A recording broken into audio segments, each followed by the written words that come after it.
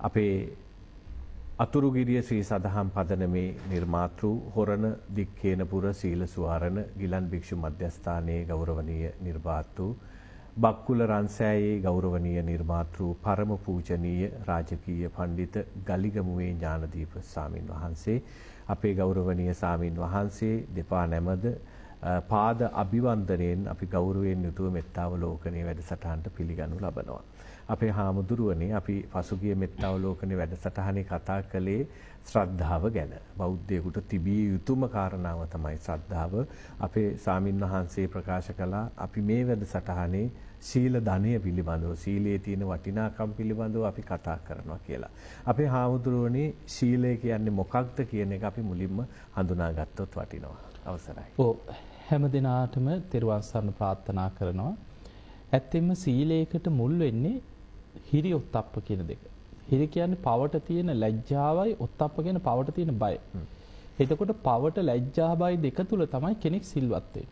සීලය කියලා ධර්මයේ පෙන්වන්නේ කය වචනේ ඇති කරගන්න සංවරකම. හිත නෙමෙයි. හැබැයි හිත තමයි මේ හැම දෙයකටම මුල් වෙන්නේ. මනෝපොබ්බංගමා ධම්ම. මනස තමයි හැම දෙයකටම මුල් වෙන්නේ. හැබැයි අපේ හිත සීලයක් තුල පාලනය කරන්න බෑ. හිත පාලනය කරන්නේ භාවනාවෙන්. හැබැයි කය වචනේ කයෙන් වෙන වැරදි වචනයෙන් වෙන වැරදි අපි යම් නීතියක් හැටියට අපි එතන පනව ගන්නවා. අපිම අදිෂ්ඨාන කර ගන්නවා මම ප්‍රාණඝාතයේ වළකිනවා. ඒක අපි පනව ගත්ත දෙයක්. මගේ කය මුල් කරගෙන මං කිසිම සත්වයකට හිංසාවක් කරන්නේ අන්න එවැනි තමන් තීරණයක් තුළ තමන් සීලයක් තුළ ආරක්ෂා වෙයි. ඊළඟට යාම් හිතනවා මං කවදාවත් නොදුන් දෙයක් අන්සතු දෙයක් හොරකම් කරන්නේ. මගේ කය මුල් කරගෙන මං හොරකමක් කරන්නේ.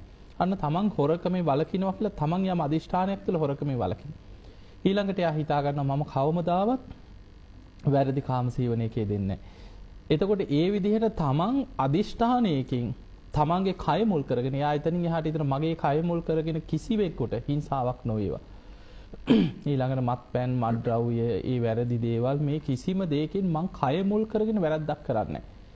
එතකොට නීතියක් හැටියට තමන්ට පනවගෙන තමන් සංවර වෙනවා. හැබැයි රටේ නීතියෙනුත් දඬුවම් ලැබෙනවා. දැන් අපි ගත්තාම ප්‍රාණඝාත මිනී මැරුම් සාමාන්‍ය පොඩි සත්තුන්ට දඬුවම් නැති වුණාට රටේ සමහර සත්තු ඉන්නවා යම් නීතියෙන් උනත් දඬුවම් ලැබෙන සත්තු ඉන්නවා. නමුත් අපි ධර්මයේ තුල කෙනා එහෙම නෙමෙයි. එයා හිතනවා මගේ කය මුල් කරගෙන කිසිම සත්වයකට පුරා කෝමියකටවත් හිංසාවක් නොවිය. එතකොට හොරකම ගැන වැරදි කාම සේවනයේ ඊළඟට වචනයෙන් වෙන වැරදි හතරක් බුදුහාඳුර පෙන්නනවා. බොරුව, කේලම, පරුස වචන, හිස් වචන. එතකොට කෙනෙක් හිතනවා මම මගේ වචනය මුල් කරගෙන තව කෙනෙකුට හිංසාවක් පීඩාවක් නොවේවා. බොරු කියලා අපිට සමහර වෙලාවට වචනේ ගම් අවුලවන්න පුළුවන්. පවුල් අවුලවන්න පුළුවන්. ගිනි තියන්න පුළුවන්. මිනිහ මරන්න පුළුවන් වචනේ. එතකොට සමහර දැන් හිතන්න ලෝක නායකයෙකුට ලෝක නායකයෙක්ගේ එක වචනයක් සමහරට එක ද්වේෂ සහගත එක ප්‍රකාශයක් ඇති ලෝක යුද්ධයක් ආරම්භ වෙයි. එතකොට රටවල් ඇවිලිලා යන විශාල යුද්ධ ආරම්භ වෙන්න සමහර පුද්ගලයන්ගේ එක වචනයකට විශාල විනාශයක් කරන්න පුළුවන්. වචනෙන් තමයි වැඩිපුරම පව් වෙන්නේ. වැඩිපුරම පව් වෙන්නේ. බුදුරජාණන් වහන්සේ පෙන්නනවා බහුබාණී කෙනා ගැන ධර්මයේ තියෙන බහුබාණී කියන්නේ නිතර කතාවේ ඇලීලා ඉන්නේ. දැන් ඔය සමහර බවලත් අය එහෙම ඉන්නේ ආයි කතාවම නෙනේ. නිකන් කවුරු හරි පාරේ ගියත් මේ කොහෙද යන්නේ කියලා නිකන් කතාවම තමයි. කෝච්චිය වගේ. ඔව්. ඉතින් ඒ වගේ හැම වෙලේම කතාවට ඇලුම් කරන නිතර කතාවේ ඇලිලා ඉන්න කෙනාට බුදුරජාණන් වහන්සේ පෙන්නනවා මහණෙනි නිතර අකුසල් 4ක් වෙනවා කියලා. ඒ කියන්නේ ඔහේ ඉතින් කතා කරන්න මොනවා හරි ගමේ හැලින වැඩිපුර කේලම් කියවෙනවා. බොරු කියවෙනවා. ඔහේ නිතර කතාවේ ඇවිල්ලා ඉන්නකොට වැඩිපුරම හිස් වචන. Tamanට වැඩකුත් නැහැ, අනුන්ට වැඩකුත් නැහැ. රට ගැන බොරු දේශපාලනය ගැන, රටේ විස්තර, වහිනවද, වැස්සද මේ කිසි වැඩකට නැති කතා. එතකොට හිස් වචන. ඊළඟට ඔය අතර පොඩ්ඩ වැරද්ද වෙච්ච ගමන් අර කතා කරපු කෙනා එක්ක පැටලෙනවා. පරුස වචන. එතකොට ওই විදිහට වචනෙන් විශාල අකුසල් කරගන්නවා, කයෙන් අකුසල් කරගන්න. මෙන්න මේ කයෙන් වචනෙන් සිද්ධ වෙන අකුසල් වලින් මම වළකිනවා කියලා යම් නීතියක් තමන්ට සම්මත කරගෙන එයා ආරක්ෂා වෙනවා. ඒක තමයි තමන්ගේ ධර්මයේ කරා යන කෙනෙකුට අවශ්‍යම දේ. බුදුරජාණන් වහන්සේ පෙන්වන්නේ උන්වහන්සේගේ ගිහි ශ්‍රාවකයන් නිත්‍ය සීලය හැටියට පංච සීල රකින්න කියලා. එතකොට මේ පංච සීලය නිත්‍ය කීවට පස්සේ ආයෙක වෙනස් වෙන්නේ මතක තියාගන්න. ස්ථිරයි. ඒක ස්ථිරයි.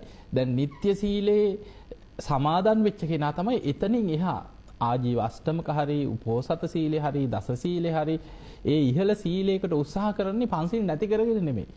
ඒක තියෙනවා. ඒක නිට්ටයයි. ඒ නිට්ටය සීලේ පිළිහිටපු කෙනා තව වැඩිපුර ශික්ෂාපදයක් දෙකක් තුනක් එකතු කර තවත් වැඩිපුර සංවර වෙන්න උත්සාහ කරනවා. අපේ හැමෝම සමාජ කාරණා මතයක් ගොඩනැගිලා තියෙනවා සමහර අයට මේ එක සැරයක් පන්සිල් ගත්තාම ඇති කියලා. ජීවිතේටම. ඇත්තටම එකපාරක් ගත්තාම ඇති මේ දැන් සෝවාන් වෙච්ච පුද්ගලයෙකුට. මොකද සෝවාන් වෙච්ච කෙනා ආර්යකාන්ත සීලෙන් යුක්තයි. දිවි හිමියෙන් ආයාගේ පංච සීලෙ බිඳින්නේ නැහැ. කිසිම හේතුවක් නිසා යා අපායකාමී අකුසලයකට වැටෙන්නේ නැහැ. සෝවාන් වෙනවා සමගම යා සීලබ්බත පරාමාස කියන සංයෝජනේ ප්‍රහාණය කරනවා. එයා ධර්ම මාර්ගයේ පරිබාහිර වැරදි සීල රුතවලට වැටෙන්නෙත් නැහැ.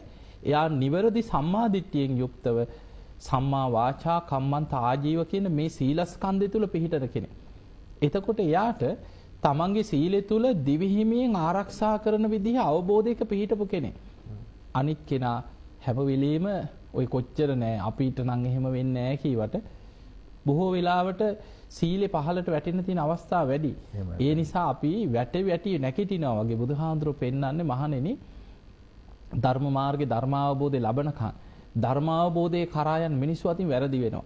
හැබැයි කෙනෙකුට ධර්මයේ කරා යන උපකාර වෙන දේ තමයි වැරද්දක් වුණාට පස්සේ තමන් ආයතින් සංවරයට ඇවිල්ලා ඒකෙන් නැගිටින්න කියන. ඒකෙන් දැන් උපසම්පදා ස්වාමීන් වහන්සේලා නම් ඇවැත් දිසා ගන්න. ඇවැත් දිසනවා කියලා ධර්මයේ තියෙන උන්වහන්සේලා තව තමන්ගේ මොකක් හරි වැරද්දක් අඩුපාඩුවක් වුණාම දේශනාගාමී ශික්ෂාපද කොටසක් තියෙනවා. ඒව දේශනා කරන්න පුළුවන්. ඇවැත් දිසලා පිරිසිදු වෙනවා. එහෙම නැත්නම් තව ටිකක් බරපතල ශික්ෂාපද දෙනවා සංඝාශේෂ වගේ ඒවා මානත් පුරලා පිරිසිදු වෙන්න ඕනේ. තමන්ට මොන විදිහටවත් පිරිසිදු කරගන්න බැරි ශික්ෂාපද 4යි තියෙන්නේ. උපසම්පදා භික්ෂුවකට සතර පරාජිකා. විනය පිටකේ. එතනින් එයාගේ මහානකම ඉවරයි. ආයි උපසම්පදා භික්ෂුවක් හැටියට ඉන්න බෑ. එයාට ආයි අලුතෙන් පැවිදි වෙලා සාමාන්‍ය ජීවිතයක් ගත කරගෙන වීරිය වඩන්න බාධාවක් නැහැ. හැබැයි උපසම්පදා කෙනෙක් හැටියට උපසම්පදා සීලය තුල ඉන්නේ නැද්දි සතර පරාජිකා ශික්ෂාපදයකින් තමන්ගේ පැවිදි ජීවිතයේ ඒ සීලයෙන් බිඳගත්තොත් එයාට ආයි භික්ෂුවක් හැටියට උපසම්පදා කෙනෙක් හැටියට ශාසනය තුල ඉන්න බෑ. ඒක බුදුහාඳුර උපමාවකට පෙන්නන්නේ ගහක කරටිය මුදුනෙන් කැඩුනා වගේ. බෙල්ල ගැලවිලා ගියා වගේ. ආයි තියන්න පුළුවන්ද? බෑ. කරටිය කැඩුණාට පස්සේ ගහේ ඒක යා කරන්න බෑ. ඒ වගේ උපමාවලින් බුදුහාඳුර පෙන්නන්නේ ඒක ආයි නිවැරදි කරන්න බෑ. හැබැයි එතනින් මෙහා අනෙක් හැම ශික්ෂාපදයක්ම Tamanට ආයතින් සංවරයට එනවා කියන. ගිහි ශ්‍රාවකයෙකුට තියෙන නැවත සීල් ගන්න. එයා නැවත සීලේ පිළිහිට දැන් අපි ගමු සාමාන්‍ය ඔය උපාසකම්ලගේ පැත්තෙන් අපි ගමුනේ දැන් ප්‍රාණඝාත කරන්නේ නැද්ද? ලසන්ත ප්‍රාණඝාත කෙරෙන්නේ නැද්ද? කෙරෙනවා. බොහෝ වෙලාවට හැබැයි අර මේ එළුවෝ හරක් එහෙම කපන්නේ නැහැ. මදුරුවෝ ඔය මේ උකුණෝ කැරපොත්තෝ ඒ වගේ අර සමහර විදිහට ඔය පොඩි සතෙක්නේ ඕක ගානක් නැහැ. හැබැයි මතක තියාගන්න සතා පුංචි වුණත් අකුසලයේ තියෙන හැබැයි අකුසලයේ තියෙන අල්ප සාවද්ද මහා සාවද්ද කියලා දෙකක්.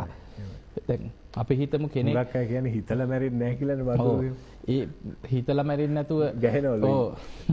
එතකොට චේතනාවක් තියෙනවා. හැබැයි ඒතකොට කැපෙන ආයුධයක් කියලා තිබුණොත් ඉවරයි. චේතනාවක් තියෙනවා අපිට හොඳ සිහියෙන් ඉන්න කෙනාට ඒක සිහියෙන් දකින්න පුළුවන්. මේක චේතනාවක් එක්කමයි මේක ක්‍රියාත්මක වෙන්නේ කියලා. හැබැයි සමහර අය ඉන්නවා Taman තව කෙනෙක් ලව්ව කරෝලා යා හිතනවා නෑ. එහෙම නෑ. එතකොට ඒ වගේ ළමයින්ට කියන්නේ මේ ආන් අතන එකෙක් ඉන්නවා ගහපන් කියනවා ආන් කැරපොත්තෙක් ඉන්නවා කියන. පෙන්නනවා. ආන් අතන ඉන්නවා ආන් අතනත් ඉන්නවා කියන. එතකොට කවුරු හරි පොඩි එකෙකුට හරි කාට හරි අර දීලා බෙහෙත් ගහන එකක් හරි දීලා ආච්චිලා එහෙම කට්ටියට දීලා කරවන්නේ. ඒක තමන් කරලා නැහැ. කරලා තියෙන වෙන කෙනෙක්. ඊට පස්සේ අපි කවුරු හරි දැන් මේ බණ කියනවා කියලා හිතන දැන් මේ බණ යනවා. එතකොට ඕන් ඇහෙනව නේද? එතකොට අර අනිත් එක්කෙනාට තමයි ඒක. කියන්නේ. ඔව්. තමන් සුද්ධනා. මතක තියාගන්න තව කෙනෙක් ලව්ව කරවනකොට ඒකේ තකුසරේ තමන්ට එනවා. ප්‍රාණඝාතේ බුදුහාඳුරෝ පෙන්නන්නේ තමන් ප්‍රාණඝාතේ කරනවා තව කෙනෙක් ලව්ව කරවනවා. සබ්බේත සම්ති දණ්ඩ. ඔව් එතකොට සමහර අය ඉන්නවා මේ ලොකු ව්‍යාපාරිකයෝ. රසාව තමයි එක්කෝ කුකුළුන්ගේ බෙලි කපන එක. ඒව ව්‍යාපාර. ෆාම් කරනවා. සත්තු මරනවා. හැබැයි සේවකයෝ ඉන්නවා. සේවකයෝ 100ක් 200ක් ඉන්නවා වැඩේ කරන්නේ. එයා හිතන්නේ මගේ අතින් කෙරෙන්නේ නැහැ. මම අපි ලේ ගාගෙන නැහැ. හැබැයි Taman නිසා තමයි තමන්ගේ ව්‍යාපාරය. තමන් තමයි මේ දේ කරවන්නේ. අනිත් අය ලේ ඔව් ඒ නිසා තමන්ට එකෙන් ගැලවෙන්න පුළුවන් කමක් නැහැ. ඒ නිසා තමන් ප්‍රාණඝාතය කරනවද එක්ක තව කෙනෙක් ලව කරවනවද? ඒ දෙකෙම ප්‍රාණඝාත ආදී අකුසල් සිද්ධ වෙනවා. ඒ නිසා මේ පංචශීලයේ හරියට පිළිහිට ගන්න බැරි වුණොත් ධර්මයේ සඳහන් වෙනවා බුදුරජාණන් වහන්සේ පෙන්නන සීල විපත්ති පහක්. මෙන්න මේ ටික ලසන්ත හොඳට බලන්න ප්‍රායෝගිකව මේ කියන දේ ඇත්තද නැත්තද කියලා නිකන් සමාජයත් එක්ක හිතන්න. බුදුහාඳුරෝ පෙන්නනවා පංච දුස්චරිතයේ දෙන කෙනා මේ ජීවිතේ විපාක හතරක් ලබන එකක් පරලොවට. ditta ධම්ම වේදින හතර. පළවෙනි එක බුදුහාඳුරෝ පෙන්නන මහණෙනි පංච දුස්චරිතයේ දෙන කෙනා ditta ධම්ම වේදනීය විපාකයක් හැටියට ආර්ථික අතින් පිරිහෙනවා කිය. හම්බ කරගත්ත ධනෙ විනාශ වෙන. හොඳට බලන්න සූරාවට, සූදුවට, සල්ලාලකමට, කැසිනෝ වලට, බේබදුකමට, දුරාචාරයට, පාප මිත්‍රයන්ට පුරුදු වුණා නම් දියුණු වෙනවද? නෑ නෑ. දවසින් දවස විනාශය කරා. භෝග විනාශ මුකෝල්ටත්. ඔව් භෝග විනාශ දවසින් දවස විනාශ වෙන. මොකද අපි ළඟට එනවා සමහරු අන්තිමට මහා පාරට වැටලා. එක්ක තාත්තා බේබද්දේ. එක්ක කුඩුකාරයෙක්. එක්ක සූදුවට ගිහිල්ලා. පවුල් පිටින් ඉවරයි. එතකොට අපිට වෙන දුරාචාරයේ පළවෙනි එක තමයි භෝග සම්පත්තික විනාශ වෙනවා. දෙවනි කාරණේ බුදුහාඳුර පෙන්නනවා සමාජ විශාල නින්දාවක් වෙදින. දැන් බලන්න ඇත්තද බොරුද? ඔය ශික්ෂාපද පහින්ම බලන්න. හිතක් පපුවක් නැති සතෙක් මරණ, ප්‍රාණඝාත කරන කෙනා මිනිස්සු කියන්නේ මහා පව්කාරයා, මහා අපරාධකාරයා. දැක්ක තැන මිනිස්සු යනකම් ඉඳලා කියන්නේ. තාන් අර පව්කාරයා, අපරාධකාරයා හිටියා. කිසි හිතක් පපුවක් නැති මිනිහා. දෙවනි ශික්ෂාපදේ කඩනවා නම් මිනිස්සු කියන හොරා.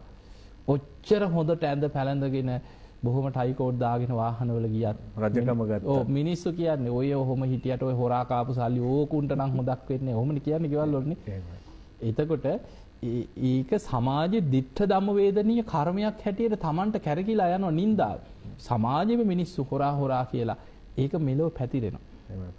ඊළඟට හිතන්න වැරදි කාම සේවනයේ දෙන කෙනෙක්. මිනිස්සු කියන්නේ සල්ලාලය, වනචරය, ගෙදරටවත් වද්ද ගන්න ඉපාවක. කොහොමද තමයි ගෙවල් වල කතා වෙන්නේ.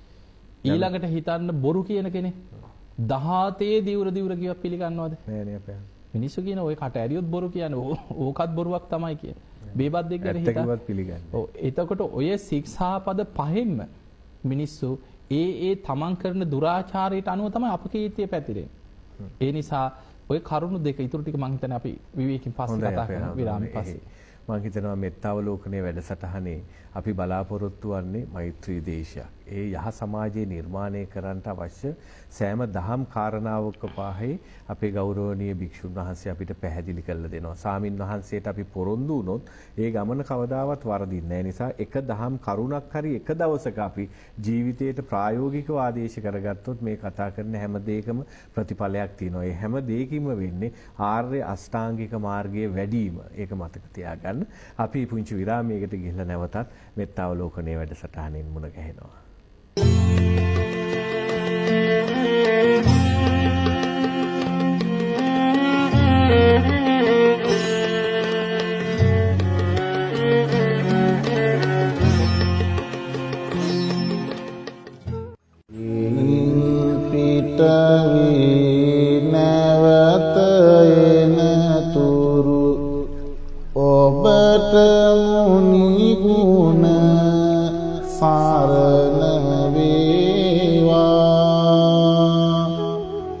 කරන්නට යන සියලු කටයුතු සිතන අයුරින් සඵල වේවා.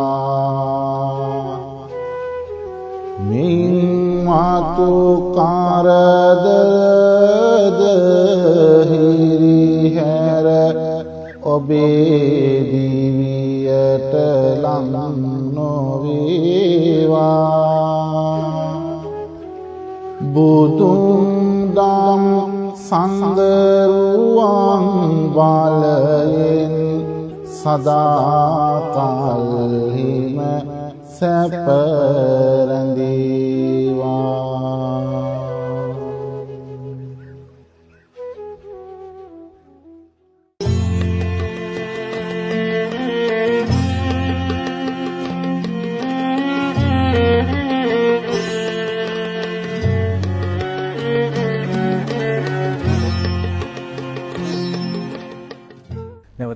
අනෙත් අවලෝකනය සදහම් දේශයක් උදෙසා මෙත් සදහම් විකාශයේ විසුරුවා හරින අපේ වැඩසටහන් මාලාවේ සදහම් වැඩසටහනක්.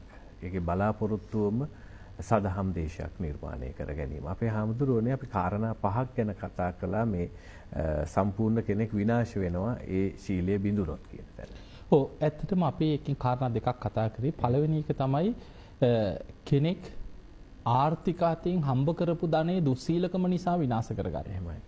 දෙවෙනි එක තමයි සමාජයේ තමන් කරන දුස්සීලකමෙන් විශාල නින්දාවක් සමාජෙ පැතිරෙන්න ගන්න. හොරා, සල්ලාලයා, අපරාධකාරයා, බේබද්දා ওই විදිහට මිනිස්සු අර කරන ශික්ෂාපද වලින්ම තමයි නම වැටෙන්නේ සමාජයේ. හංවඩු ගහන්නේ. එතකොට තුන්වෙනි එක බුදුහාඳුරෝ පෙන්නනවා සමාජ විසරදව ඉන්න බෑ කියන. පිරිසක් අතරට ගියාම හැම වෙලෙම තැති ගන්න. කවුරු හරි hina වුණත් හිතෙන්නේ මොම් මේ මට තමයි hina වුනේ. එහෙම හිතනවා.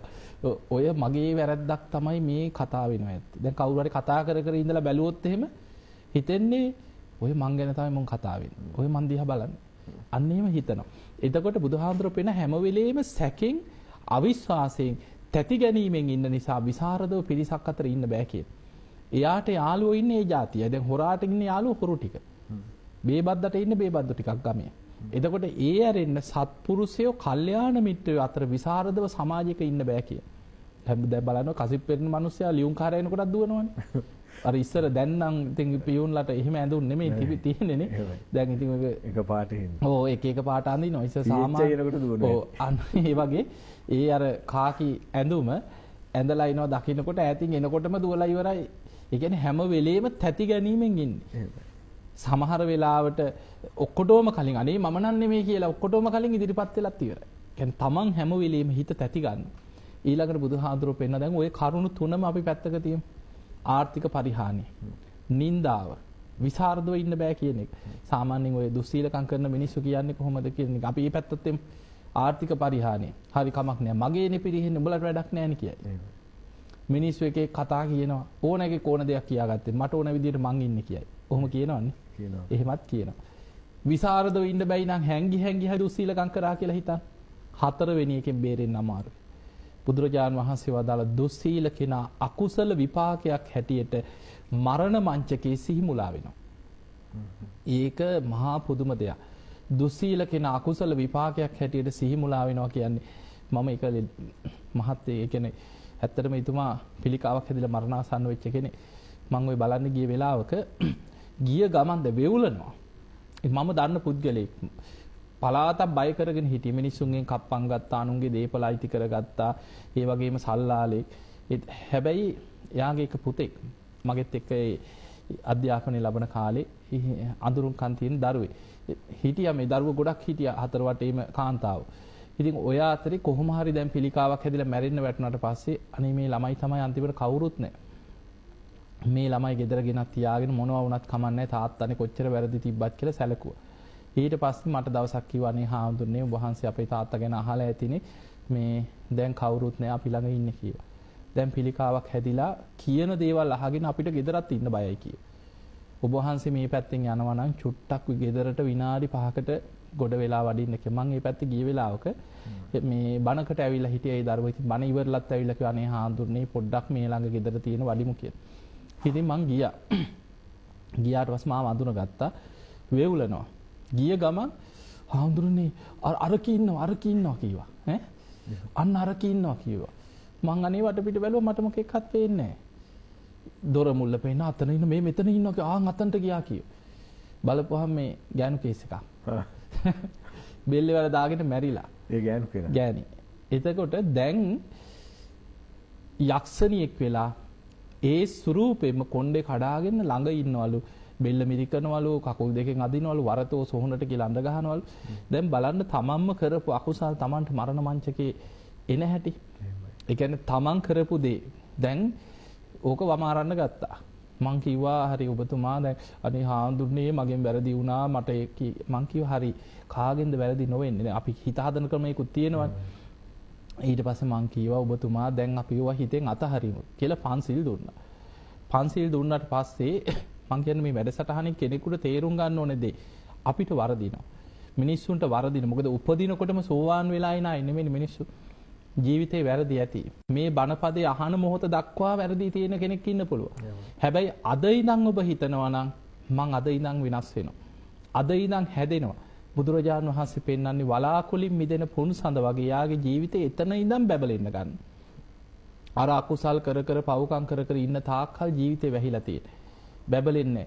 හැබැයි යම් දවසක තමන් ධර්මයේ පිහිටනවද වලාකුලින් මිදිච්ච පුන්සඳ වගේ එතන ඉඳන් ජීවිතේ ධර්මයේ තුල බැබලෙනවා.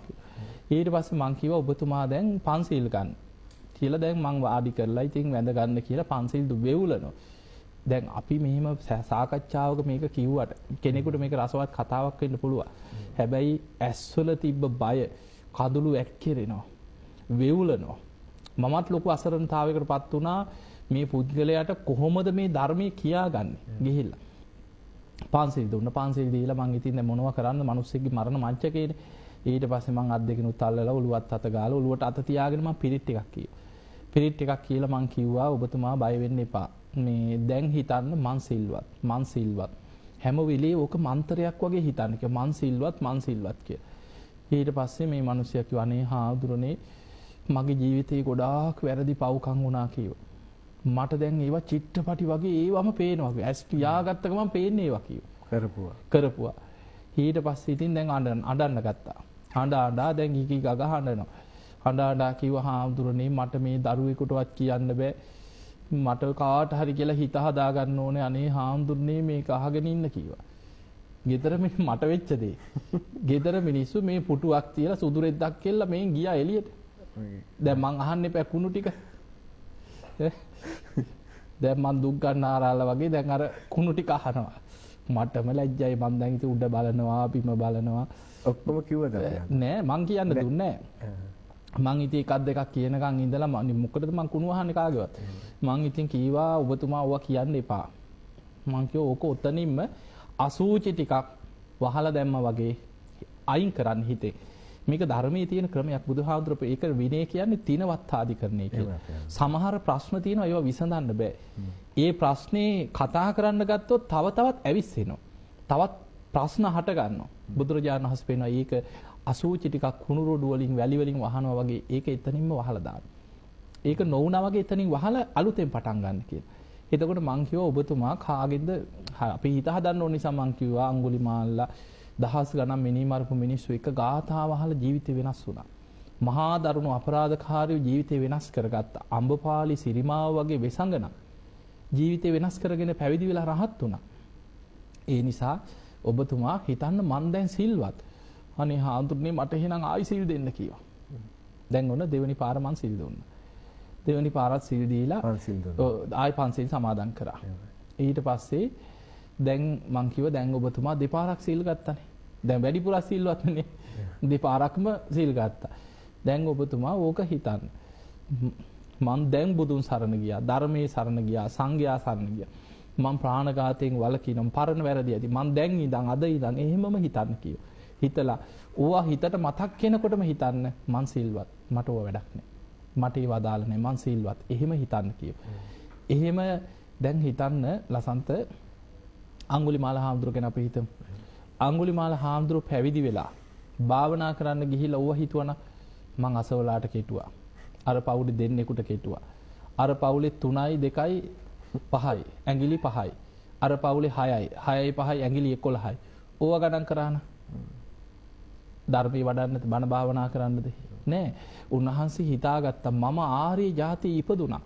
බුද්ධ ශාසනයට ආවට පස්සේ අලුතෙන් ඉපදුනා කියලා ජීවිතේ අර පරණ දේවල් ඔක්කොම අයින් කරා. ඒ කොච්චර පැවිදි ජීවිතයේ තුල අලුතෙන් ඉපදුනා කියලා හිතුවද කියන්නේ උන්වහන්සේ පැවිදි ජීවිතයේ තුල බුදුහාඳුරන්ට කියන්නේ අරියාය ජාතියා ජාතු මම ආර්ය ජාතිය ඉපදුනාට පස්සේ සංචිච්ච පාණං ජීවිතා වරෝපේතා දැන පුංචි සතෙක්වත් මැරුවේ නෑ කියන තේන සත්‍යන මේක සත්‍යයි. එතකොට මම ওই කරුණු ටිකක් කියලා මං කිව්වා ඔබතුමා දැන් සිල්වත්නේ.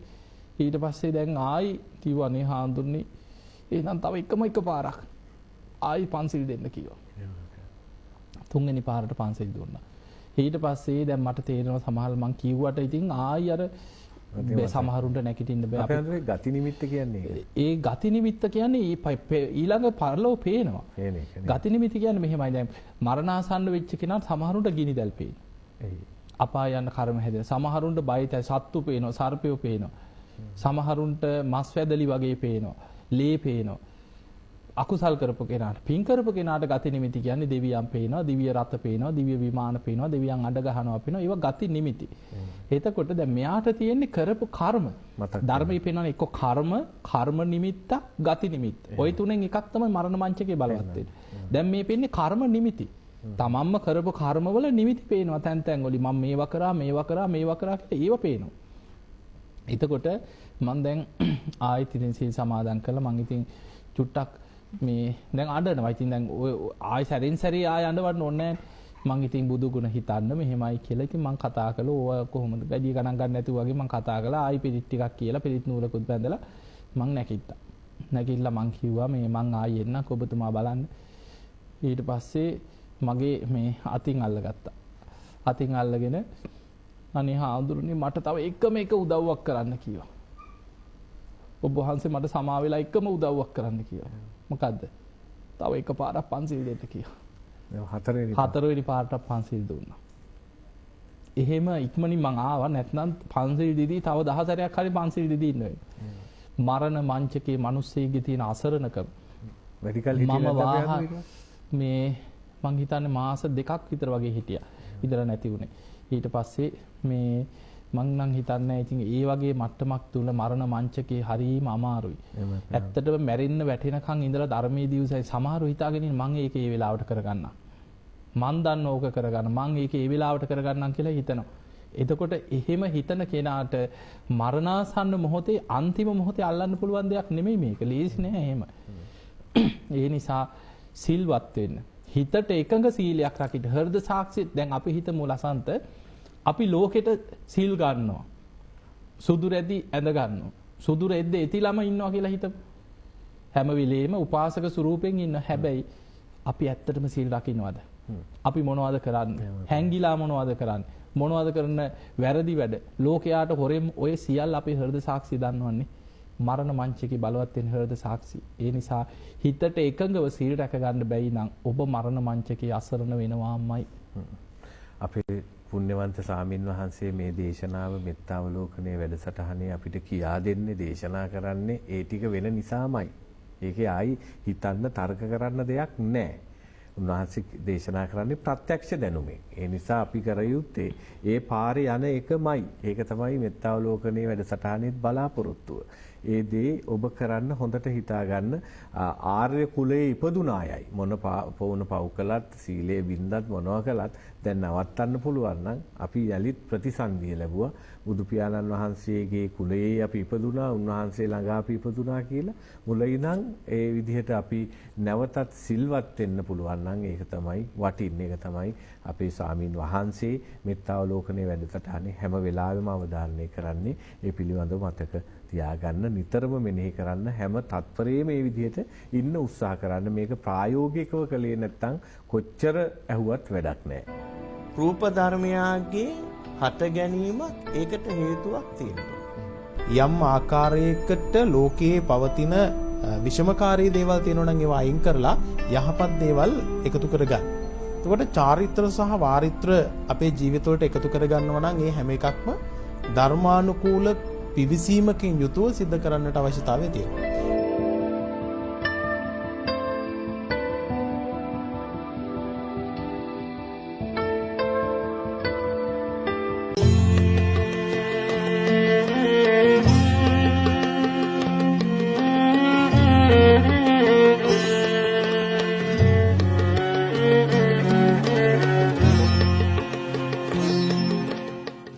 සාදු සිතින් නැවතත් මෙත්තාවලෝකනයේ වැඩසටහනේ සම්බන්ධතාවය අපිට ලැබුණා. අපිට පුළුවන් කතා බහ කරන්න අද සීලය පිළිබඳව කතා කළේ. ශීලය මොකද්ද? ඒ කාරණා, ඒ බිඳීමෙන් වෙන අපිට තියෙන ආදීනව මේ සියල්ල නිදර්ශන සහිතව අපේ ස්වාමින් වහන්සේගේ අත්දැකීම් එක්ක අපි පැහැදිලි කරගත්තා. අපේ ස්වාමින් වහන්සේ දැන් අපි ගිහි ජීවිතය ගත කරන අවස්ථාවලදී අපිට තියෙන මේ රැකියා ප්‍රශ්න දරුවන්ගේ මේ තියෙන රාජකාරි වගකීම් එක්ක සීලයක් රකින්න පුළුවන්ද කියන තැන බොහෝ දෙනෙක් ඉන්නවා. ඇත්තටම පොය දවසට ඇරුණු කොටගෙන අපිට ඒ වගේ සීලයක් රකින්න විදිහක් නැහැ. හුඟක් ඇත්ත කතා කළොත්. අපේ හඳුනන්නේ මේ ගිහි ජීවිතය ගත කරන අතරතුර අපේ වැඩ රාජකාරි කරන ගමන් ඒකට ක්‍රමවේදයක් සකස් කර හැකිද සීලය රකින්නට අපිට? ඔව් දවසක් දෙවි කෙනෙක් බුදුරජාන් වහන්සේගෙන් අහනවා කිංසුයේව ජරා සාදු වයසට යනකම්ම කුමක්ද පුරුදු කරන්න ඕනේ කියලා. බුදුරජාන් වහන්සේ වදාළ සීලංයේව ජරා සාදු වයසට යනකම්ම කෙනෙක්ගේ ජීවිතේ පුරුදු කළ යුතු දේ තමයි කිව්ව සිල්වත්කම. එතකොට ඒක තමන් රස්සාවක් කරනවත් දැන් ඇත්තටම හිතපුවාම රස්සාව තුල දුස්සීලකම තමයි රස්සාව නැති වෙන්නත් හේතුව. එහෙමයි. සමහර වෙලාවට හිතක් පපුවක් නැති මිනිස්සෙක් රස්සාවක් කරන තැනවත් තියාගන්න ස්වාමී කැමති වෙන්නේ නැහැ. බොහෝ වෙලාවට එක්ක එතනත් ප්‍රශ්න දා ගන්නවා. එතනත් සමහරලාවට නොඑක් ගැටුම් ප්‍රශ්න ඇති කරගෙන ඒ සේවකයෝ එක්කත් ගැටුම් හදා ගන්නවා. ඊළඟට එතන හොරකම් කරන මිනිස්සයා රස්සාවට ඇවිල්ලා එතන තියෙන අඩු ගානේ හාෆ් සීට් කොලේ හරි ගහගෙන යනවනේ. තියෙන පෑනද පිහියද මොකද්ද ගෙනියන්න පුළුවන් ගිලින්න පුළුවන් මොකද්ද ගිලලා හරි වමනේ ගෙදර ගිහින් වමනේ දාන්න හරි ගෙනියනවා. එතකොට ඒක රස්සාවක් නැති වෙන්න හේතුවක් නේ. ඊළඟට ආයතනය තුල වැරදි ජීවිත ගත කරන්න විකෘති කාමාසාවන් තුල ආයතනවල කොච්චර විකෘති සත්තු වගේ පුද්ගලයෝ ඉන්නවද? එතකොට ආයතනේ බොරුවෙන් ජීවත් වෙන කෙනෙක් 1යි 2යි බොරුව අහුවෙච්ච සමහරලාවට බොරුකාරයා කියලා ආයතනෙම හැමතැනම ওই මිනිහා කට ඇරියොත් බොරු කියන්නේ. වෙන තැනකට යන්නත් නැහැ. වෙන තැනකට යන්නත් නැහැ. එතකොට ආයතනයක් තුල බේබද්දෙකුට දුස්සීලකම් කරන මත් කුඩු මත්ද්‍රව්‍ය ඔය තියෙන ජරාවල් තුල ජීවත් වෙන පුද්ගලෙකුට ආයතනික රසාවක ජීවත් වෙන්න පුළුවන්. අපේ හඳුරු පැහැදිලි ඒකෙන් රැකියාවක් කරන්නත් පංචශීලයේ තියෙන්න ඕනේ. එතකොට දැන් සීලයක් තියෙන කෙනා සීල ආනිසංස බලමු. එතකොට අපිට තේරෙන බුදුහාමුදුරන් දැන් අපි කලින් කිය දුස්සීල කෙනාට විපත්නේ. බුදුහාමුදුරුවෝ පෙන්වුවා සීල සම්පatti පහක්. ඒකෙම අනිත් පැත්ත. සීල සම්පatti පහෙන් පළවෙනි එක තමයි සිල්වත් කෙනා භෝග සම්පත්තියෙන් දියුණු වෙනවා කියෝ. සිල්වත් කෙනා භෝග සම්පත්තියෙන් දියුණු වෙනවා කියන්නේ එයාට දුරාචාරයට, සූදුවට, සල්ලාලකමට, බේබදුකමට, නරක යාළුවන්ට ඊවට වියදම් කරන්න නෑ. එයා හම්බ කරන එක ඉතුරු කරගන්න. පවුලේ දියුණුවට යොදවන. දැන් සාමාන්‍ය නිකන් ඔබ හිතන්න මං හිතන්නේ අර කැහි කූරු දවසකට 10ක් විතර උරන කෙනෙක් ගැන හිතන්නනේ. කීයක් වගේ වෙනවද දන්නේ නැහැ ඔබනේ? 50 ගානක්. එකක්. එතකොට හිතන්න මේ සාමාන්‍යයෙන් බ්ලොග් ගලකුත් ඒ වගේ ගානක් වෙනවා ඇතිනේ. ඔව් 35 ඊට අඩුයි. බ්ලොග් ගලක්. එතකොට 35යි. එතකොට හිතන්න දවසකට බ්ලොග් ගල් 15ක් 20ක් ගත්තොත් මාස 2-3ක් යනකොට කාමරයක් දෙකක් හදාගෙන ගියක් හදාගන්න පුළුවන්. අර කැහි කුරු වලට වියදම් කරපු සල්ලි ටික. එතකොට ඔය වගේ දුරාචාරයට වියදම් කරන දේවල් ඉතුරු වෙනවා සිල්වත් කෙනාට. එයා දියුණු වෙනවා. ටික ටික හරි තමන්ගේ පිනේ මට්ටමින් යන්තම් ඉතුරු කරගෙන ගියක් හදාගන්න. ඉඩමක් ගන්න. දරුවෙකුට හරි අඩු ගානේ කන කරාභරණයක් හරි දුස්සීලය මොකද කරන්නේ? දරුවගේ කනේ තියෙන එක හරි ගලවගෙන ගිහිල්ලා දුස්සීලකම් කරන. එතකොට බලන්න සිල්වත් කෙනා හම්බ කරන එක ඉතුරු කරගන්න නිසා දියුණු වෙනවා. ඊළඟට කොච්චර පෙර කර්මයෙන් හරි දිලිඳු තැනක ඉපදුනා. හොඳ සිල්වත් පුද්ගලයෙක් ගැන හිතන්න මිනිස්සු කොච්චර ಗುಣ කියනවද කියලා. මේ මිනිස්සයා නැති බැරි වුණාට කාටවත් කරදරයක් කරන්නේ නැති කෙනෙක්. කිසිම කෙනෙක්ගේ දෙයක් හොරගම් කරන්නේ නැති හොඳ ගුණ යහපත් මිනිස්සෙක්. මිනිස්සු කියනවා හොඳ ගුණ යහපත් කෙනා අනේ සිල්වත් කෙනා මේ මිනිස්සයාගෙන් කාටවත් කරදරයක් නැහැ. මරුණට පස්සෙත් කියනවා. මරුණට පස්සෙත් කියනවා. දැන් සමහර වෙලාවට දුසීලකම් කරපු මිනිස්සු මරුණට පස්සේ පන්සලේ හාමුදුරුවොත් උන්වහන්සේ ලෝකාසරණතාවයකට පත් වෙනවා පාන්සකුලට ගිහිල්ලා මොකද්ද මේ මිනිහා ගැන කියන්නේ කියලා. ඉතින් පටන් ගන්න මේ කාගෙත් වැරදි තියෙනවා තමයි. ඉතින් මෙතුමා ජීවිතේ නමුත් හොඳ පියෙක් අන්න එච්චරයි තියෙන්නේ. කරලා තියෙන දරුවෝ හදපු එකයි පවුල රැකපු එකයි විතරයි. වෙන ඉතින් මොනවා කියන්නද? පන්සලකටවත් ගිහිල්ලා නැහැ. ඉතින් හොඳ පියෙක් මෙහෙමයි ඉතින් කාලා බීලා හිටියා මැරලා ගියා ඔච්චරයි. එතකොට අර මරණ ගෙවල් වල කතාවල් කරන මිනිස්සු පවා ඔය පොඩ්ඩක් බීව කරා තමයි නමුත් එතුමා හොඳ ඔච්චර ඕක තමයි කතා. බලපුවාම බීලා කුණු වෙලා මැරලා තියෙන්නේ. එතකොට ඒ වගේ ජීවිතේ සමාජ මිනිස්සු අතර සිල්වත් කෙනා විශාල කීර්තියක් ලබනවා. බබලනවා මිනිස්සු අතර මිනිස්සු ಗುಣ කියනවා අනේ ගුණ යහපත් කෙනා කාටවත් කරදරයක් නෑ අහිංසක මිනිස්සයා. කවුරු හරි උදව්වක් කිල්ලුවත් ඒ මිනිස්සයාට එක්ක තමන්ට කරන්න බැයි නම් කාට හරි කියලා හරි උදව්වක් අරගෙන හරි දෙනවා ගුණ යහපත්කම නිසා. ඊළඟට එයාට ඕනෑම තැනක පිරිසක් අතර විසරදව ඉන්න පුළුවන්. තමන්ට කොතනවත් තමන්ගේ වැරදි එළි වෙයි, මාව අල්ලගනි, දැන් මාව අහුවෙයි, මං ගැන එළි වෙයි, එහෙම බයක් නැහැ. එයාට ඕනෑම තැනක විසරදව ඉන්න පුළුවන්. හතරවෙනි එක මරණාසන්න වෙනකොට සිහි මුලා වෙන්නේ නැහැ කියන සිල්වත් කෙනා. තමන් කරපු පින කුසලයේ බලවත් වෙලා එයාට ගති නිමිති හැටියට සුගතිගාමී නිමිති බලවත් වෙනවා මරණ මංචකේ. මරණින් මත සුගතිය යනවා. එතකොට තමන්ගේ ජීවිතය තුළ ධර්මයේ පිහිටලා සිල්වත් ජීවිත ගත කරන කෙනාට පුදුමාකාර බැබලීමක් තියෙනවා. දැන් අපි ගත්තාම ලෝකේ බොහෝ රටවල් වල සමහර රටවල් වල හොරකමක් කියන්නේ ඒක මානසික රෝගයක් කියලා හිතන්නේ. ඒ කියන්නේ එහෙම මිනිස්සු කවදාවත් හොරකමක් කරන්නේ. දැන් අපි ගත්තාම දැන් මම නවසීලන්තේ ගිය ජූලි වල වගේ දේශන කරා. ඒ රටේ පාර අයිනේ තියලා තියෙන්නේ ඒ තමන්ගේ කෘෂිකාර්ය නිෂ්පාදන ඇපල්, එලෝලු, බිත්තර ඒවා පාර අයිනේ තියලා ගණන් ගහලා තියෙන පෙට්ටියක් තියෙනවා. එච්චර පේන තෙක්මානක මිනිස්සෙකුත් නැහැ. කැමරාවක්වත් නැහැ.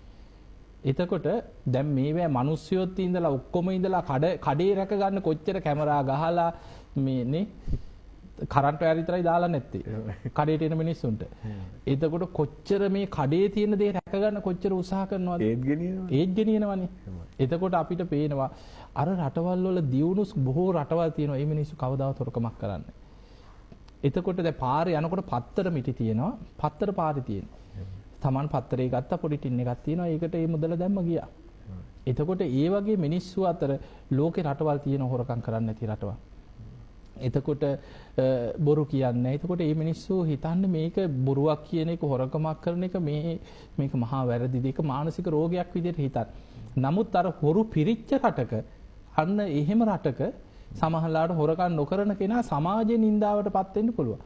හැබැයි ඔහුට ඒ අර හොරු පිරිච්ච රටක. මොකද හොරුන්ගේ උත්සාහය තමයි අර ඒ හොඳට ඉන්න කෙනාව ඒ මට්ටමට ඇදලා ගන්න එක. දැන් හිතන්න බේබද්ද කොටක කවුරු හරි බොන්න නැතුව ඉන්නවනම් අර පිරිස පුළුවන් තරම් උත්සාහ කරන්නේ අර මිනිස්සයව මානසික වට්ටන්න. මොකද්ද ඔබ පිරිමියෙක්ද බං? ඔබ බොන්නේ නැත්නම් මොකෙද්ද ඔබ? ජීවිතයක් තියනද ඔබට? අර මිනිස්සයව මානසික වට්ටලා කොහොම හරි ඊ දුරාචාරයේ දෙන කෙනා වලේ වැටිච්ච එක උත්සාහ කරන්නේ තව එකෙක් වලට ඇදලා දාන්න. එතකොට මේ කර්මඵල පින්පව් දන්න කෙනා බුද්ධිමත් එකෙන් බේරෙන්න. මොකද ඉන්නවා දැන් අපි ඇසුරු කරන මේ සමාජයේ ඉහළ ඉන්න ඔය හැම සමාජයකම ඇසුරු කරන අය ඉන්නවා. එතකොට සමහර එක ව්‍යාපාරික මහත්තයෙක් මගේ පින්කම් වලට ගොඩක් උදව් කරන කෙනෙක්. එතුමා කියනවා එක පාටියකට ගියපු වෙලාවේ පිරිස උස්සලා ස්විමින් pool එකට උස්සලා දැම්මලු. මේක මොකෙද්ද මේ බොන්න නැත්නම් රෙල්ලා මේක උස්සලා දාන්න කියලා. ඒත් සද්ද නැතුව hina වෙලා විහිළුවක් කළා මග ඇරලා ආවා. එතකොට ඒ සමාජෙම ඉන්නවා. හැබැයි අර මඩ ගා ගන්න නැගී. බුදුහාමුදුරු උපමාවකට පෙන්නන්නේ යතා සංඛාර දානස්මින් උජ්ජිතස්මින් මහාපතේ. පදුමන් තත්ත ජායේත සුචිගන්ධම් මනෝරම. ඒවං සංඛාර භූතේසු අන්ධ භූතේ පුතුජ්ජනේ අතිරෝචති පඤ්ඤායේ සම්මා සම්බුද්ධ ශ්‍රාවකෝ කියන. ඒ ගාථාවේ තේරුම තමයි මේ පුතජ්ජන සමාජෙ මඩවලක් කියන. කුණු පිරිච්ච ගඳ ගහන මඩවලක් පුතජ්ජන ලෝකේ. හැබැයි බුදුහාමුදුරන්ගේ ශ්‍රාවකයා ඒ මඩ වලෙන් උඩට මතුවෙච්ච නෙළුමක් කියන. නෙළුමේ මඩ ගෑවිලා නැහැ. හැබැයි මඩ වලේ තියෙනවා. මඩ නොගෑවිච්ච නෙළුමක් අර මඩේම පිපිලා මඩෙන් උඩට ඇවිල්ලා මුළු පරිසරයම සුවද කරන. ඒ වගේ තමයි කියන බුදුහාමුදුරන්ගේ ශ්‍රාවකයා. එතකොට මේ සමාජය තුල ඉන්නවා. සමාජෙත් එක්ක ප්‍රශ්නයක් නැහැ. හැබැයි Taman දුරාචාරයට වැටෙන්නේ. ලෝකයා යන දිහා කියයි.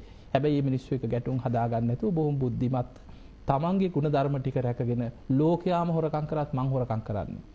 ලෝකයාම අකුසල් කරත් මම සිල්වත් වෙනවා. ලෝකයාම බොරු කිව්වත් මම බොරුවක් කියන්නේ. ඒ විදිහට තමන්ගේ ගුණ රැක ගන්න තරම් තමන්ට තියෙනවා නම් අභිමානයක්. අන්න ධර්මයේ පිහිටන ශ්‍රාවකයාට ඇති වෙන දේ. අන්න ඒ මට්ටමට තමන්ගේ ජීවිතයේ ගුණ ධර්ම රැක ගන්න පුළුවන් නම් එයාට මේ බුද්ධ ශාසනය දියුණුව කරා යන්න පුළුවන්. එහෙමයි අපේ හාමුදුරුවනේ.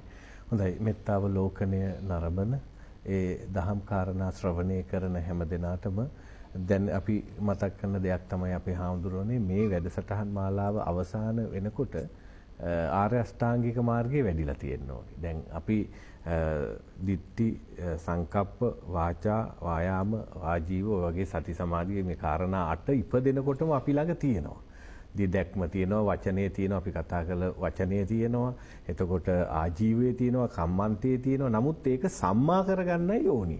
ඒ නිසා මෙත්තාවලෝකනයේ වැඩසටහනේ අපි බලාපොරොත්තු වෙන්නේ නිවන් දකින්න තියෙන මේ පාරවල් අට සම්මා කරගන්නේ කොහොමද කියන කාරණා. අපි ළඟ තියෙන වචනය සම්මා වාචා කරගන්නේ කොහොමද? ඒක තමයි අපි කතා කරන්න බලාපොරොත්තු වෙන්නේ. ඒක තමයි හරි පාර.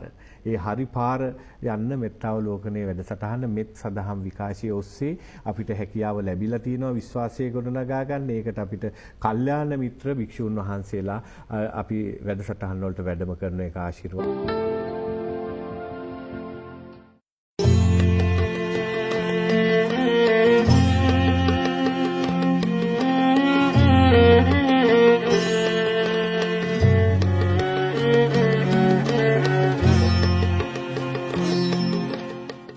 මෙත්තාවලෝකනයේ වැඩසටහන මෙත් සදහම් විකාශයේ සිත දහමින් පුරවන සනසන ඔබේ සිත සුවපත් කරන එකම වැඩසටහනක් බවට පත් වෙලා තියෙනවා. මේ වැඩසටහන් පෙළ ගැස්මේ මෙත්තාවලෝකනයේ වැඩසටහන ප්‍රමුඛ වැඩසටහනක් විදිහට ඔබ බාර අරන් තියෙනවා. ඒක අපි හරි සතුටුයි.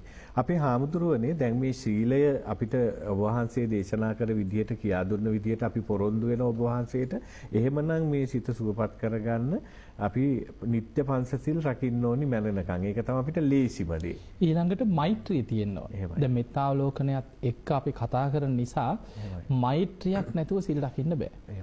මේ ශික්ෂාපද සියල්ලම රැකෙන්නේ මෛත්‍රියත් එක්ක. ඒක මෙහෙමයි බුදුහාඳුර පෙන්නන්නේ අත්තානං උපමංකත්ව. තමා උපමා කරගෙන හිතන්න. දැන් ප්‍රාණඝාතයෙන් වළකින කෙනා හිතනවා මම කැමතිද කවුරු හරි මාව මරනවට, මගේ අතපය කපනවට, මගේ මස් කාගෙන කනවට කැමති නැහැ. ඒ වගේමයි මේ ලෝකේ අනික් සත්‍යය.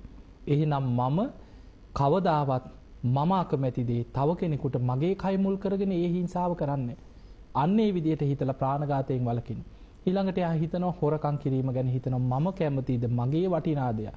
මම මගේ කියලා රැස් කරගත්ත වටිනා දෙයක් කවුරු හරි හොරකම් කරගෙන යනකොට මම කැමතිද? තමන්ගේ දෙයක් හොරකම් කරාම තමන්ට කොච්චර දුකක් වේදනාවක් මිනිස්සු කොච්චර සමහරු මොනතරම් විඳවනවදනේ තමන්ගේ දේ හොරකම් කරා කියලා දැනගත්ත මිනිස්සු. ඒ වගේ එහෙනම් මම කවදාවත් ඒ දේ මට වුණොත් මොකද කියලා තමන් තුලින් ගලපලා බලන්න. අපේ හැමදෙර නීතියෙන් කොච්චර බේරුණත් බුද්ධ රාජ්‍යයේ ඒකෙන් බේරෙන්න බෑ හෘද සාක්ෂිය. එතකොට තමා තුලින් ගලපලා බලලා ලෝක සත්‍යයන් ගැන කරුණාවෙන් යා හිතනවා එහෙනම් මං කවදාවත් ඒ දුක තව කෙනෙකුට දෙන්නේ නැහැ. ඒ නිසා අනුන්ගේ දෙයක් මං කවදාවත් හොරකම් කරන්නේ නැහැ. ඊළඟට අපි හිතමු විවාහ වෙලා බොහොම ආදරෙන් පෞල් ජීවිතයක් ගත කරන දෙන්නෙක් කියලා. කවදාවත් කැමතිද බාහිර පිටස්තරෙක් මේ පවුලට ඇතුල් වෙලා පවුල විනාශ කරලා යනවට? කවුරුත් කැමති නැහැ. එහෙමනම් මම අකමැති දේ මම කවදාවත් අනුන්ගේ පවුලක් විනාශ නොකර යුතුයි. ඒ විදිහට හිතලා යා වැරදි කාම සේවනයෙන් වළකිනවා. ඊළඟට කවුරුත් කැමතිද තමන්ව බොරුවෙන් රවට්ටලා තමන්ව අන්දලා තමන්ට බොරුවක් කියලා තමන් සම්පූර්ණ ඇන්දෙනවා. කවුරුත් කැමතිද? නෑ. එතකොට ඒ වගේ තමයි එහෙනම් මං කවදාවත් බොරු කියලා අන් අයවත් නොරැවටිය යුතුයි. ඊළඟට තමන් හිතනවා කවදාවත් දැන් අපි හිතමු ගෙදර තාත්තා හරි කවුරු හරි බීලා ඇවිල්ලා ගෙදර ගහනවා බනිනවා බඩු පොලේ ගහනවා හැමදාම ගෙවල් වල වදයක්. කැමති නෑ. තමන්ට ඒ දුක අත්විඳිනවා දකින්න කැමති නෑ. එහෙනම් මම කවදාවත් ඒ දේ තුලින් තව කෙනෙකුට පීඩාවක් නොකළ යුතුයි. එතකොට ඒ විදිහට තමාට ගලපලා බලලා තමන් මෛත්‍රී සහගතව අන් අය ගැන හිතනවා. ඒ නිසා සීලයක් රකින්න නම් මෛත්‍රිය තියෙන්න ඕනේ. මෛත්‍රී සහගත කෙනා තමයි සිල්වත් වෙන්නේ. ඒ නිසායි බුදුරජාණන් වහන්සේ පෙන්නන්නේ මේ හැම දෙයකම මෛත්‍රී පූර්වාංගම වෙනවා කියලා. මෛත්‍රිය පෙරට එනවා. ඒ මෛත්‍රිය තුල තමයි කෙනෙක් සිල්වත් වෙන්නේ. ඉතින් ඒ නිසා නිත්‍ය සීලේ හැටියට පංච සීලේ බුදුහාඳුර අපිට පෙන්නන. ඒක නිත්‍ය සීල. ඊළඟට බුදුහාඳුරන්ගේ ශ්‍රාවකයෝ පොයේ දවස් වලට උපෝසතේ රකින්න. අද නම් ඉතින් 15කටත් තියෙන භාග සීලයක් තියෙන්නේ. ඔව් හවස 4 5 වෙනකොට ගෙදර දුවන්නනේ උත්සාහය. පවාරන්නේ. ඔව් දැන් සාමාන්‍ය සීලයක් සමාදන් වෙනකොට උදේ පාන්දර අරුණෝදයත් එක්ක උදේ පාන්දරම ගිහිල්ලා සිල් ගන්න. පහවදා අරුණෝදය එනකම්ම ඉඳලා තමයි සිල් පවාරණය කරලා ආපහු යන්නේ. දැන් ෂෝට් ලිව් කියන්නේ ගානට ඒකෙත් භාගෙ. එතකොට සමහරු දවල් කෑම එක ගත්ත ගමන් දුවනවා. එන්නේ කෑම එක දෙනකන් ඔහි ඉඳලා අනේ අද හරිනේ කන්න කෑම එකත් හරිනේ පන්සලේ දීපු සෝයාබීන් කියලා ඊට පස්සේ යනවා යන්නේ. ඊට පස්සේ සමහරු හවස 3-4 වෙනකොට ගොඩක් දැන් ලංකාවේ ගොඩක් පන්සල් වල දැන් කොළඹ පැතිවල එහෙමනම් හවස 3-4 වෙනකොට සිල් ඔක්කොම ඉවරයි. ඊට පස්සේ ඉක්මනට බෑග් හදාගෙන කොණ්ඩ පීරලා සමහරු මේකප් සෙට් එක අරගෙන එහෙම තමයි ඔක්කොම ලෑස්ති වෙලා පන්සලෙන් එළියට බහින්නේ එහෙම. සිල් ගත්තට. එතකොට මේ වගේ අද ඉස්සර 4 පොයට මාසයකට දින 4ක් සීල් සමාදන් වුණා. 4 පොයට උපෝසතේ රැක්කා, නිති පන්සිල් රැක්කා. ඕක තමයි බුදුහාමුදුරන්ගේ ශ්‍රාවකයා සීලයක් පුරුදු කරපු ක්‍රමය. ඉතින් ඒ නිසා අද අඩු ගානේ අපිට ඒ විදිහට ඒ සමාජය අද ගලප ගන්න බැරි වුණත් අද අඩුම ගානේ මාසයකට එක දවසක්නේ නිකන් අපි සාමාන්‍යයෙන් නිකන් හිතමු අන්‍යාගමිකයෝ පැත්තෙන් හිතමු. දැන් සිකුරාදා පල්ලි යන්නේ. ඔබ හිතන්න සමහර වෙලාවට කෝටියක බිස්නස් එකක් තියෙනවා කියලා. කඩේ වහනවනේ. කොච්චර කඩේ ළඟ පොලිමේ ඉන්නවා තමන්ගේ බඩු ගන්න මිනිස්සු ඇවිල්ලා. හැබැයි වෙලාවට කියනවා කරන්න දෙයක් නැහැ දැන් පල්ලි යන වෙලාව කඩේ වැහුවා. එතකොට ඒ මිනිස්සු තමන්ගේ ආගම වෙනුවෙන් එච්චර තමන්ගේ කැපකිරීමක් කරනවා. එතකොට අපේ බෞද්ධයන්ට ඇයි බැරි පොයේ දවසකට පන්සල් යන්න? කෝටියක් දෙනවා ඒ ආගමටත් ඔව් එතකොට බලන්න කොච්චර පිරිහීමක්ද කියලානේ. ඒ පන්සලට ගියා සමහරලාවට නෝනාව ගිහින් දානවා. මිනිස්සයා යන්නේ නැහැ. ඒකේ ලොකු ඊළඟ ජීවිතේ තමයි ඔය එන්නේ. ඒ කියන්නේ තමන්ගේ බිරිඳ සිල් රකින්න. බිරිඳව පන්සලට ගිහින් දෙනවා. සිල් සමාදන්ගේ භාවනා වැඩසටහනට ගිහිල්ලා දාලා එනවා එච්චරයි. හවසට ගන්න. මිනිස්සයා සීලයක් රකින්නේ. ඒකෙන් වෙන්නේ බිරිඳ සිල්වත් වෙනවා. බිරිඳ බණ අහනවා. බිරිඳ පින්කම් කරනවා. බිරිඳ ගුණධර්ම පුරනවා. එතකොට ඒ පින නිසා ඒ බිරිඳ සසරි පිනෙන් බලවත් වෙනවා. ඊළඟ ජීවිතේ බිරිඳ බොහොම බලවත් වෙලා උපදිනවා. ස්වාමියා පින් කරලා නැහැ. ස්වාමියා ගුණධර්ම පුරලා නැහැ. ඒ ස්වාමියා අර බිරිඳට ආයි සසරේ ලැබුණා කියලා හිතමු. ලැබෙන්නේ නීච වෙලා. සමහරු ඉන්නවා දැන් අපි හම්බෙන්නේ ඉන්න සමහරු ඉන්නවා. සමහරලාවට මේ නෝනා ඇවිල්ලා එයි මේ මගේ ෆෝන් එක කියනවා. අනේ දුවගෙන ගිහිල්ලා ෆෝන් එක ගෙනත් දෙනවා. ඈ වැඩ ගන්න. ඔව් කෙලින්ම නිකන් අර පුරුෂත්වයේ නිකන් සාමාන්‍ය අර ගමේ භාෂාවෙන් අපිට අනේ නොදකින් කියලා හිතෙන්නේ. අනේ දැන් මොන මිනිස්සයෝද කියලා හිතෙනවා. මොන පිරිවිද කියලා. ඔව් ඒ මට්ටමට සමහරලාට අනේ අපි හිතන්නේ මේ වැඩකාරයා වෙන්නේ නැති කියලා. පස්සේ තමයි අපි දන්නේ මේ මහත්ය කියලා. ඒ මට්ටමට තියාගෙන ඉන්නේ.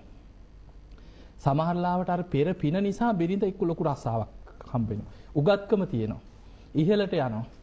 මිනිස්සයාට අර පෙර පින් කරලා නැති නිසා රස්සාවක් නැහැ. ඊට පස්සේ ඉතින් කියනවා මේ ඔයා ගෙදර වැඩ ටික බලාගෙන ඉන්න. මේ මට රස්සාවක් තියෙනවා ඉන්නවා. ඊට පස්සේ ඉතින් දරුවෙක් එහෙම ලැබුණාට පස්සේ දැන් බිරිඳට රස්සාව තියෙන නිසා බිරිඳ රස්සාවට යනවා. ස්වාමියා ළමයා බලයි. ඔව් බයි බබා තමයි ඊට පස්සේ ළමයි නලවනවා ගෙදර.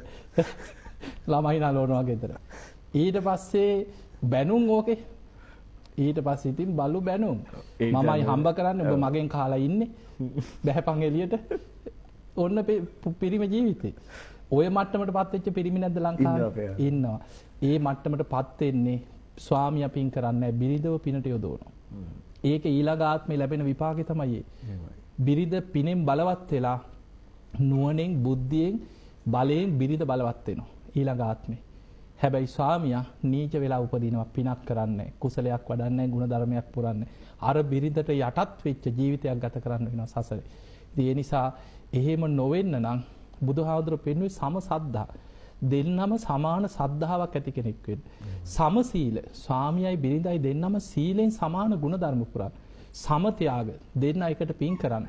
සම ප්‍රඥා දෙන්න ගුණ ධර්ම පුරන්න. මේ විදිහට ගුණ ධර්ම පුරනවා නම් සමාජය තුල බොහෝ ගැටලු ප්‍රශ්න දැන් ওই පෞල් ප්‍රශ්න පෞල් අරබුද සැකය අවිශ්වාසි මිනීමරුම් ඔය ඔක්කොම හේතු දුස්සීලකන් ස්වාමියාට බිරිඳ සැකයි. බිරිඳට ස්වාමියා සැකයි. මොකද්ද හේතුව? සිල්වත්කම නැති. දෙන්නම සිල් රකින්නවා නම් කවදාවත් පෞල් ප්‍රශ්න ඇති වෙනවද? ලෝකේ කවුරු ඇවිල්ලා කේලම කිව්වත් එයා දන්නවන්නේ මගේ මහත්ය සිල්වත්. ස්වාමියා දන්නවා මගේ බිරිඳ සිල්වත්. එයා සිල්වත් කෙනෙක්. කාටවත් කේලම් කියලා බිඳවන්න බෑ. එහෙනම් අපිට පේන ප්‍රශ්නේ තියෙන්නේ පෞල් අරබුද වේවා සමාජ අරබුද වේවා අසහනය මේ තියෙන සියලු දේවල් මානසික පීඩනය සීදි විහාන ගන්නේවා පෞල් ප්‍රශ්න ඔක්කොටම හේතුව සීලයක් නැතිකම. ඒ නිසා කෙනෙක් හරියට සිල් රකින්නවා නම් Tamanට මෙලව සැනසීම ධර්මයේ තුලින්ම උදා වෙනවා. එහෙමයි. දැන් එහෙම අය අපේ හාමුදුරනේ සිල්පත් නොවන ගමන් කතා කරන්නේ Tamanට ඕන විදිහට බුදුදහම වෙනස් කරගන්න. එහෙම ලෝකයක අපි ඉන්නේ නිසා මේ අපි වෙනස් වී යුතුයි බුදුදහම බුදු පියාණන් වහන්සේ අකාලික දහමක් දේශනා කළා තියෙනවා. ඒක සර්වකාලීනයි. ඒ නිසා අපි මේ සර්වකාලීන බුදුදහම අනුව හැඩගැසීම අපේ යුතුයකමක්. ඒ නිසා අපි මේ දහම වෙනස් කරන්න යන්න අවශ්‍ය නැහැ. එහෙම තත්ත්වකුත් සමහර අවස්ථාවලදී අත්විඳලා තියෙනවා. සමහර අය යෝජනා කරලා තියෙනවා. ඒ සමාජයට ගැලපෙන්න දහම වෙනස් කරගත යුතුයි වගේ තත්ත්වයක්. ඒ නිසා මෙත්තාවලෝකනයේ වැඩසටහනෙන් අපි බලාපොරොත්තු වෙන්නේ ඒ ඍජු බුදුදහම අනුව ඍජු ජීවිතය ගත කරමින් සීල සම්පන්නව කොහොමද යහපත් ජීවිතයක් ගත කරන්න කියන එක තමයි අද අපි මෙත්තාවලෝකනයේ වැඩසටහනේ කතා බහ කළේ. අපේ හඳුරන්නේ දැන් අපි සීලය කතා කළා, ඒ ආදීනව හඳුනාගත්තා, ඒ තියෙන වාසිය හඳුනාගත්තා. දැන් මේ සීලවන්ත මිනිසුන් දැන් හැම පුද්ගලයාම ගෙදරක සීලවන්ත හැම ගියක්ම සිල්වත් වුණොත් එහෙම ඒකෙන් නිර්මාණය වන යහ සමාජයත් අපේ හඳුරන්නේ මේ සුවඳවත්. ඒ සමාජය තුළ දැන් මම නිකන් සාමාන්‍ය කියන්නේ ඕස්ට්‍රේලියාවේ සමහර පැති, මොකද මම ඊතර ධර්ම දේශනාවට යවෙන නිසා සමහර පැති තියෙනවා. ඒ මිනිස්සු දැන් අපේ රටේ අයම ඒ පළාත්වල ගෙවල් අරගෙන ජීවත් වෙන සමහර පැති. ඒ පළාත්වල හොරකමක් ගැන අහන්න නැහැ. ඒ සමහර අය කියන හාඳුනේ අපි උදේ පාන්දර ගේ උදේ නැගිටලා ගේ මොප් කරලා දොර ජනෙල් ඇටලා රස්සාවට යනවා. තාප්ප නැහැ. සිකියුරිටි කැමරා දාලා නැහැ. බල්ලෝ නැහැ. ඒ කියන්නේ අර වෙනම ආරක්ෂක බල්ලෝ නැහැ. එතකොට වෙනම අමුතුවෙන් ආරක්ෂාවක් නැහැ. ගේ ඇරලා දාලා උදේට දොරවල් ජනෙල් ඇරලා යනවා. ආයි දොර ලොක් කරාද හොරෙක් පණීදේ බයක් නැහැ මිනිස්සෙකුට. කවදාවත් ඒ පළාතක හොරකමක් වුණා කියලා අහලා නැහැ කිව්වා. දැන් මේක සමහරලාට හිතේ ඒවා ඉතින් දියුණු හැමෝටම සල්ලි තියෙනවනේ කියලා. එහෙම නැහැ. බුරුමෙට ගිහිල්ලා බලන්න. බුරුමේ බොහොම දුප්පත් රටක්. අපේ රටේ මට්ටමින් ගත්තාම බොහොම දුප්පත්. මොකද අවුරුදු 20 ගාණක් බුරුමේ සම්බාධක දාලා අර හමුදා රාජ්‍යයකට ගිය වෙලාවේ බුරුමෙට සම්බාධක පැනෙව එක්සත් ජාතීන්ගේ සංවිධානය. ආර්ථික සංවාද අවුරුදු 20 ගාණක් සම්බාධක නිසා පහළට වැටිච්ච දුප්පත්ම මිනිස්සු ඉන්න රට. හැබැයි 98%ක් බෞද්ධ. ඒ මිනිස්සු කොච්චර දුප්පත් වුණත් කවදාවත් හොරකමක් කරන්නේ ඒ මිනිස්සෙකුට පේන්න අපි ලක්ෂයක් බිම දාලා ගියා දැක්කේ නැහැ වගේ. දුවගෙන ඇවිල්ලා පස්සේ වාහනයක් අරගෙන මොටර් සයිකලයක් අරගෙන හරි පස්සේ වාහනේ පස්සෙන් ඇවිල්ලා ගෙනත් දෙනවා. සමහර මොකද මම බුරුමේ කීප සැරයක් ගියා. අපි සමහර අය ඇවිල්ලා ඔය හඳුන් කූරු එක එක ලස්සන නිර්මාණ ගෙනහලා ඒ වඳින තැන්වල ගෙනහලා විකුණනවා. අපිට ඒ අය දැක්කහම දරුවෝ වඩාගෙන ඉතින් ඇවිල්ලා මොනවා හරි විකුණන පව් කියලා අපි කීයක් හරි දෙනවනේ අපිට ඒක වැඩක් නැහැ. සමහරවිට අපිට ඒ හඳුන් කූරු එක ඕනේ නැහැ. නමුත් අනුකම්පා හිතිලා අපි කීයක් හරි දුන්නා කියමු. ගන්නෙ නැහැ. එපා කියනවා. එතකොට ඒ අය එහෙම අභිමානයක් තුර ඉන්නවා. ඒ ඉන්න හෝටලයක වේවා කඩේක වේවා කොච්චර දිරිඳු තැනක මොනවා හරි දෙයක් දාලාවත් ආපහු ඇවිල්ලා ගෙනත් දෙනවා. එතකොට ඒ මිනිස් එහෙනම් මේ හොරකම් කරන්නේ දුප්පත්කමට නෙමෙයි. ඒ කරන්නේ අර තියෙන ජරා ගතිය නිසා. ඒ සසර පුරුද්දයි හොර ගතියයි. ඒ ඇරෙන්න මේ මිනිස්සු දුප්පත්කමට හොරකම් කරනවා නෙමෙයි. එහෙනම් අපිට පේනවා මේ වගේ රටවල ඉච්චර දිලිඳු මිනිස්සු ඉන්න රටවල එහෙනම් හොරකම් කරනවා. හැයි ඒ අය බුදුදහමත් එක්ක සීලයක් එක්ක ආරක්ෂා වෙච්ච පිරිස ඉන්නවා. එහෙමනම් අපිට පේනවා මොකද අපේ රටවල් වල වෙලා තියෙන අර ඉහළ ඉඳන් පල්ලෙහාටම මේ හොරකම් කරන සමාජයක් කාලයක් ගොඩ නැගුණා. ඒ හොරකමට තැනක් ආවා. සාධාරණීකරණය. ඒක සාධාරණීකරනවා. එතකොට සමාජයේ හොරාට තැනක් එනවා. හොරාට මල් මාලා දාලා පිළිගන්නවා. හොරාව සම්පූර්ණයෙන් මිනිස්සු වර්ණනා කරනවා. එතකොට ඒ මට්ටමටපත් වෙනකොට ඒ සමාජ අනිත් මිනිස්සුන්ටත් හිතෙනවා මේ සමාජ ජීවත් වෙන්න නම් මෙහෙම බෑ. හොරකම් කරන්න ඕනේ. අන්නේ මට්ටමට ඒක සමාජයේ අර හොරු විසින් ඇති කරපු දෙයක්. ඒ අරින්න ඒක යහපත් සමාජෙ නෙමෙයි. ඒ නිසා යහපත් විදිහට ජීවත් වෙන කෙනාට සමාජය තුල බයක් ඇති කියන්නේ. දැන් අපේ රටේ ඇත්තට මිනිස්සු බයෙන් නෙමෙයිද ඉන්නේ. එහෙමයි. ගියක් හදා යමක් තියෙන මිනිස්සයාට ලොකු තාප්පයක් නැතුව ඉන්න බෑ. ඒකෙත් කූරු ගහනවා උඩට. කපුටේකටවත් එන්න බැරි වෙන උල් ගහලා, බෝතල් කටු ගහලා, කූරු ගහලා, ආරක්ෂකයෝ දාලා, කැමරා දාගෙන ගෙවල් වල ඒ දොරක් ජනේලයක් කරලා බුදිය ගන්න පුළුවන්ද අපේ සාමාන්‍යනේ ගෙදරක. එතකොට කොච්චර බයෙන්ද මිනිස්සු මේ සමාජ ජීවත් වෙන්නේ. එතකොට පේනවා සීලයක් නැති සමාජ මිනිස්සු බයෙන් තැති ගැනීමේ බොහොම මානසික පීඩනයක් තුළ ජීවත් වෙනවා. සමාජයක් සීල රකින්නකොට ඒ සමාජයෙන් කාටවත් හිංසාවක් වෙන්නේ නැහැ. බොහොම සතුටින් ජීවත් වෙන සමාජයක් ගොඩ නගන්න පුළුවන්. හොඳයි අපේ කල්යාණ මිත්‍ර සාමින් වහන්සේගේ උන්වහන්සේගේ සද්දායකත්වය ලබා දෙන මෙත් සදහම් විකාශයේ ඒ විසුරුව හරින මෙත්තාවලෝකනයේ වැඩසටහනේ ඒකායන අරමුණේයි දහමෙන් පිරුණු සමාජයක් නිර්මාණය කර ගැනීම. ඒ වගකීම තියෙන්නේ අපිට. අනිත් අයට ඇඟිල්ල දික් කරලා වැඩක් නැහැ, සමාජයට ඇඟිල්ල දික් කරලා වැඩක් නැහැ, කාටවත් ඇඟිල්ල දික් කරලා වැඩක් නැහැ. අපිට පුළුවන් නම් තමන් හිතලා කල්පනා කරලා තමන්ට සිල්වත් වෙන්න, දහම අනුව ජීවත් වෙන්න, නිති පන්සිල් රකින්න. ඒක තමයි ක්‍රමය. හැමෝම මේ විදිහට වෙනස් වුණොත් මේ බලාපොරොත්තු වන අපේ සුන්දර සමාජය, දහමින් පිරුණු සමාජය නිර්මාණය කරගන්න හැකියාව තියෙනවා.